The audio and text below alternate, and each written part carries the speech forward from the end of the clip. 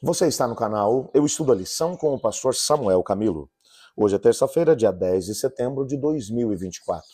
E o tema que estudaremos na nossa lição da Escola Sabatina será Getsemane. O texto que serve como base para o nosso estudo encontra-se em Marcos capítulo 14, versos 32 a 42, que diz assim: Então foram para um lugar chamado Getsemane, e Jesus disse aos seus discípulos: Sentem-se aqui e vamos orar, enquanto eu vou orar. Levou consigo Pedro, Tiago e João e começou a ficar aflito e angustiado. E lhes disse: A minha alma está profundamente triste, numa tristeza mortal. Fiquem aqui e vigiem. Afastando-se deles àquela hora. E dizia: Pai, Abba, Pai, tudo te é possível. Afasta de mim o cálice, contudo não seja o que eu quero, e sim o que tu queres. Então voltou aos seus discípulos e os encontrou dormindo. Simão, disse ele a Pedro: Você está dormindo? Não pôde vigiar nem por uma hora. Vigiem e orem, para que não caia em tentação. O espírito está pronto, mas a carne é fraca. Mais uma vez, ele se afastou e orou, repetindo as mesmas palavras. Quando voltou de novo, os encontrou dormindo, porque os seus olhos estavam pesados. Eles não sabiam o que lhe dizer. Voltou pela terceira vez e lhes disse: Vocês ainda dormem e descansam? Basta, chegou a hora. Eis que o Filho do Homem está para ser entregue nas mãos dos pecadores. Levantem-se e vamos. Aí vem aquele que me trai. Pense nesse momento. Logo depois de tomar a ceia com seus discípulos, Jesus Cristo vai seguir com eles para o jardim de Getsemane. Imagine que dentro da geografia de Jerusalém, Jerusalém era uma cidade relativamente pequena, com um raio de aproximadamente 1 quilômetro, construída no alto de uma montanha. Especificamente, haviam 3 montes que são mencionados na Bíblia, que faziam parte desse complexo. Você tinha o Monte Sião, o Monte Moriá, onde estava a colina de Ofel, o local onde havia sido construído o templo. Salomão fez um grande aterro unindo essas duas montanhas, para que a cidade pudesse ser ampliada. A cidade da época de Jesus já tinha por volta disso, cerca de 1 quilômetro de raio. Quando você sai da colina de Ofel, portanto do Monte Moriá, e vem seguindo do templo para a parte de fora da cidade, saindo pela Porta Formosa, você pegaria o Vale do Cedron, um ribeiro que entrecortava ou que cruzava ali pelo lado de fora da cidade e que separava esses 2 montes do terceiro monte que estava bem na frente, que era o Monte das Oliveiras. Nesse Monte das Oliveiras, e o texto vai mencionar que havia por ali um jardim chamado Getsemane, provavelmente um local onde eram prensadas as olivas para ser extraído o azeite. Haviam muitas oliveiras. Nós não conseguimos precisar exatamente esse lugar ainda hoje, porque no ano 70, com o cerco dos romanos à cidade de Jerusalém, todas as árvores que estavam no entorno da cidade acabaram sendo cortadas. O Monte das Oliveiras era um monte com muitas árvores, mas todas elas foram cortadas durante o cerco. Então não sabemos. Existem alguns lugares onde a tradição menciona que teria acontecido ou que teria sido o Jardim de Getsemane. Entretanto, nós não temos uma confirmação histórica exatamente por causa desse fato. Só lembrando que esses lugares acabaram sendo estabelecidos na época da conversão de Constantino. Foi nesse período que alguns seus familiares acabaram seguindo para aquela região e tentaram estabelecer os lugares sagrados. Foi aqui que aconteceu isso, aqui que aconteceu aquilo. Mas só lembrando que a cidade de Jerusalém já tinha sido destruída no ano 70.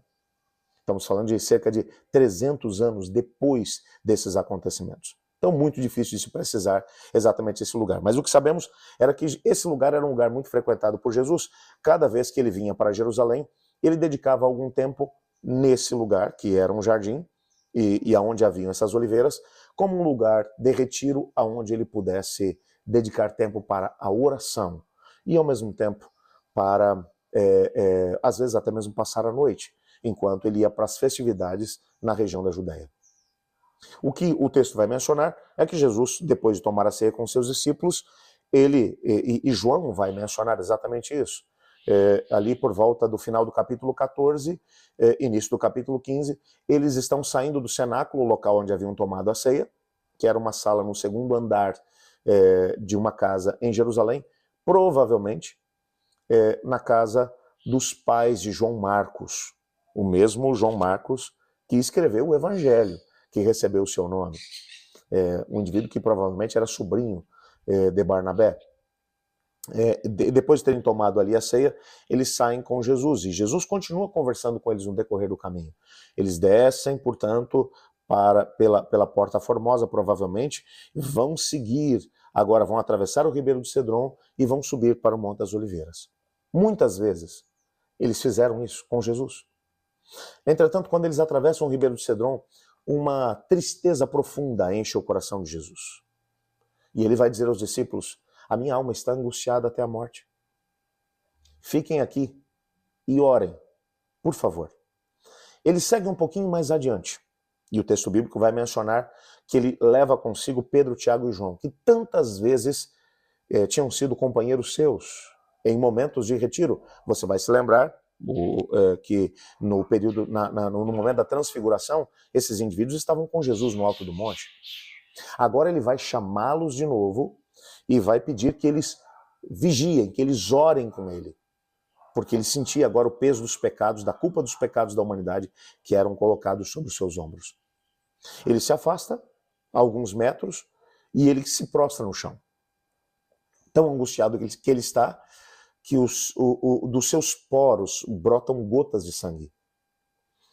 É bem verdade que quando a gente olha para aquilo que Paulo vai mencionar, lá em Filipenses, especificamente Filipenses no capítulo 4, verso 13, Paulo vai dizer: tudo posso naquele que me fortalece. Mas algumas pessoas se esquecem que o versículo 14 também faz parte dessa mesma perícope, é uma continuidade desse texto. É importante nós termos a força que vem da parte do Senhor Deus, mas existem momentos em que precisamos de carne e sangue ao nosso lado. E o versículo 14 vai dizer: no entanto, vocês fizeram bem associando-se comigo nas minhas aflições. Paulo está dizendo: foi Deus que me fortaleceu, mas vocês me ajudaram tanto quando me fortaleceram nas aflições que eu enfrentei. O que o texto aqui está mencionando é que Jesus, no aspecto humano, como segundo Adão, ele estava sofrendo tremendamente. Ele ora em angústia, dizendo: Pai, passa de mim esse cálice sem que eu beba. Todavia seja feita a tua vontade e não a minha. A resposta do Pai é óbvia. O texto não menciona, é no livro das Atos às Nações que vamos encontrar essa informação de que o Pai envia um anjo do céu com uma mensagem direta a Cristo. Você pode voltar, se você desejar. Mas não existe outro caminho para salvar a humanidade. Se quiser voltar para o Pai, te leva agora. Mas a humanidade estará perdida para sempre. E então ele manda um recado para o Pai. Ele diz: então diga ao Pai que eu vou até o final, até as últimas consequências. Vamos salvar a humanidade. Ele volta em angústia, buscando agora algum conforto por parte dos discípulos, e eles estão dormindo. Ele os desperta e vai falar especificamente com Pedro. Ele sabia, já tinha sido revelado a ele, que Pedro naquela noite seria tentado, cirandado pelo diabo, e que a tentação sobre ele seria tão grande que ele negaria Jesus 3 vezes. Ele vai dizer: Simão, mas você não pôde ficar comigo em oração nem por 1 hora. Vigie e ore para que você não caia em tentação. O espírito está pronto, mas a carne é fraca. E ele volta para orar pela segunda vez. Depois de cerca de 1 hora ele retorna. De novo eles estão dormindo. Jesus os acorda outra vez. E agora ele vai dizer: vocês não conseguiram estar comigo nesse momento. Esse momento era para orar. Eu precisava de vocês. Mas agora é tarde, o tempo chegou. O meu traidor se aproxima. Então levantem-se. Quando eles se levantam, eles vão encontrar a turba que já está no jardim de Getsemane, à busca de Jesus. Esse texto ele tem que ser levado em consideração, e 2 destaques eu faria em relação a eles. O primeiro deles é exatamente o fato de que nós precisamos viver uma experiência de oração em todas as circunstâncias. Jesus é nosso exemplo em relação a isso.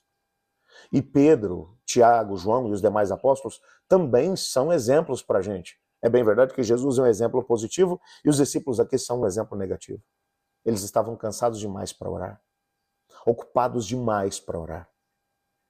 Eu olho para Jesus e durante todo o seu ministério, o Evangelho de Lucas principalmente vai mostrar isso. Mostra Jesus o tempo todo orando. O Evangelho de Lucas é também conhecido como o Evangelho da Oração, porque ele mostra esse aspecto da prática espiritual de Jesus em relação à oração. É Lucas, por exemplo, que vai colocar Jesus no cenário do batismo, do seu próprio batismo, e o texto vai dizer, e ele, tendo sido batizado, ainda estava na água, e enquanto orava, o céu se abriu e ouviu-se uma voz do Pai, dizendo, esse é meu filho amado em quem me comprazo, e o Espírito Santo desceu sobre ele em forma corpórea, como uma pomba. Ele vai mencionar que a declaração do Pai e, ao mesmo tempo, o batismo do Espírito Santo na vida de Cristo foi resposta à oração. Ele vai dizer que Jesus, logo depois do batismo, ele vai para o deserto para jejuar e orar, porque como segundo Adão, ele queria saber do Pai qual era o próximo passo dentro do seu ministério público. É ele quem vai dizer que Jesus Cristo, depois de algum tempo, ele já tinha uma grande quantidade de discípulos o seguindo, e ele teria que escolher agora entre seus discípulos 12 para se tornarem seus apóstolos. E ele vai passar a noite inteira em oração, e na manhã seguinte ele tem os 12 nomes, ele vai chamar um por um. E se você der uma olhada no Evangelho de Lucas, em todos os capítulos você encontra a menção à oração. E Jesus é apresentado como alguém que orava. É claro, Lucas, como era discípulo de Paulo, ele está trabalhando a ideia de que Jesus é o segundo Adão, e como segundo Adão, o segredo para a sua vitória foi, ele orava sem cessar, e era cheio do Espírito Santo do Senhor. Os apóstolos demoraram muito tempo para poder entender isso.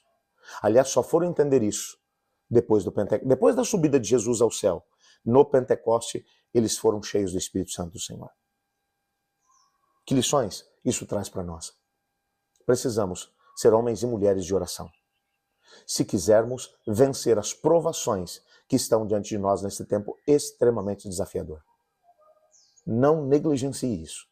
Se tiver que abrir mão de outra coisa, abra, mesmo que seja do sono, para que você esteja na presença do Senhor e receba dele o poder necessário para vencer em meio às tentações da vida.